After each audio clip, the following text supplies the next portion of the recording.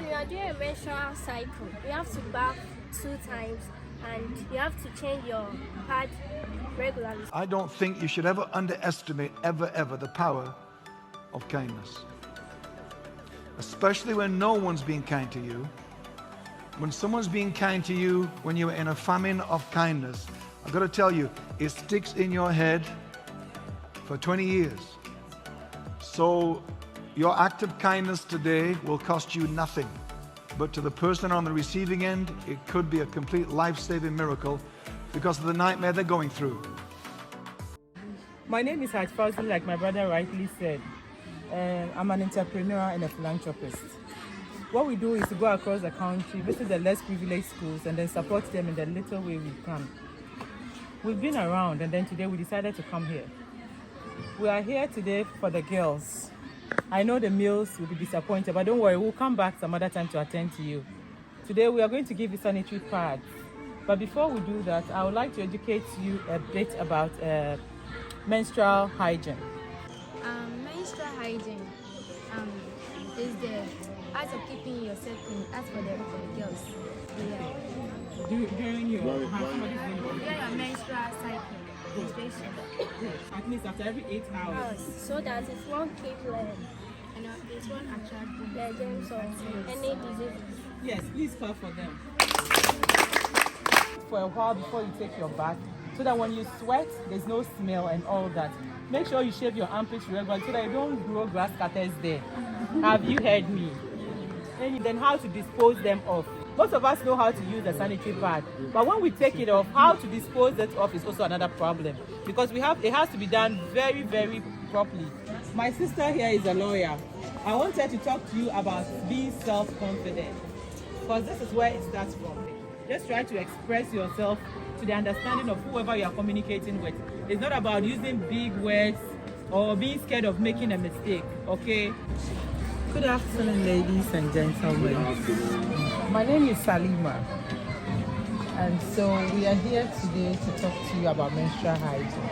And as my sister has already said, I've been watching you and I realized that most of you here lack self-confidence. But you have to be confident in yourself. Your parents brought you to school to read and write. And so until you are confident enough to express yourself, to tell people what you know, you wouldn't even know how much you have in you. And you won't know whether what you have in you is right or wrong. So it's good to be confident. They ask you questions. In as much as you are able to answer, you have the answers. But you are scared. You feel like, oh, what if I say and it's wrong? This is a school. We come here to learn. If you say and you are wrong, there's nothing wrong with it. That is when you learn. So assuming this girl here doesn't even know what menstrual hygiene is, but she thinks she knows. And then we ask her the question, and she's shy to say. She didn't say, and any of you did not say, and then she keeps it to herself. And maybe we don't also go ahead to explain to you what it is. Then she goes home carrying the false information that she has on menstrual hygiene around. It is wrong. You are young guys and you are young boys growing up. The presidents, the ministers, me standing here, all the influential people you see started like you. Probably some of them at even your age, they couldn't even express themselves like you are. So it is good to be self-confident. You have to carry yourself. You have to walk with confidence. Confidence is not arrogance. You don't have to be arrogant. You should know the difference. You don't have to be disrespectful. If you are saying you are confident, it means that you carry yourself. You know what you know. And even if you don't know, you are ready to learn. I just want to advise all of you to be confident.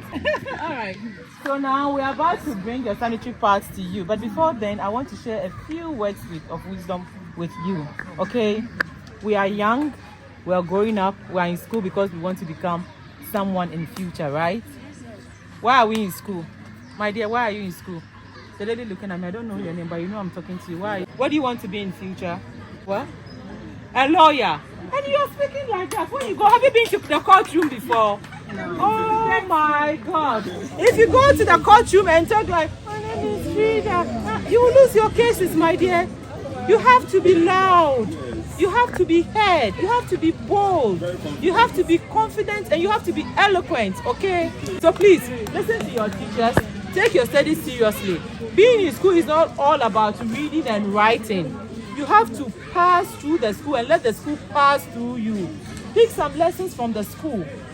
The respect you give to your parents back at home, give a double dose of that to your teachers. Because your teachers do not only impact the school knowledge, but also your moral and every other aspect of your life is being shaped by the teachers. Okay?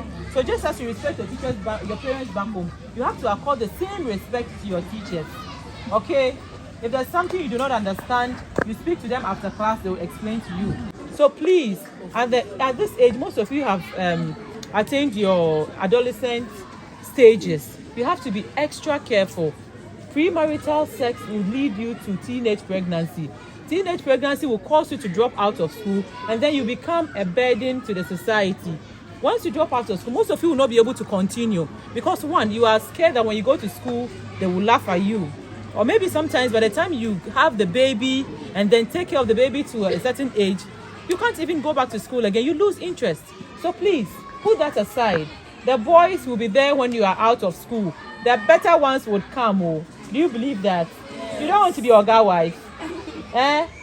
Be the Oga yourself so you can get an Oga as a husband. Okay? So please, take your studies seriously. Don't let the boys deceive you. And the boys, don't deceive the girls. So. Let them go. Okay. What's your name? Bismarck. Bismarck says okay. So please listen to Bismarck. I hope you are not deceiving any girl here. Don't let the girls also deceive you, okay? So please take your studies seriously. Don't let the boys deceive you. Don't deceive the girls. Hey, it means that there's something going on your teachers are worried about. So please, no teenage pregnancies. When you become a teenage mother, there's a high possibility of that child you have had to also become a teenage parent. Do you know that? And you're just going to increase the social vices that we're already struggling to get rid of. So please, make a promise to yourself. I was once like you. I know times can get rough and really difficult. We all have had a fair share of those things. But it's left for you to make a decision to head and forge towards where you want to get to. Okay? So please, don't let the boys deceive you and don't let the girls also deceive you. Take your studies seriously, listen to your teachers, respect your parents, persevere, and then you will get there. Thank you very much for having me. We don't have much time, so I would like to end the show.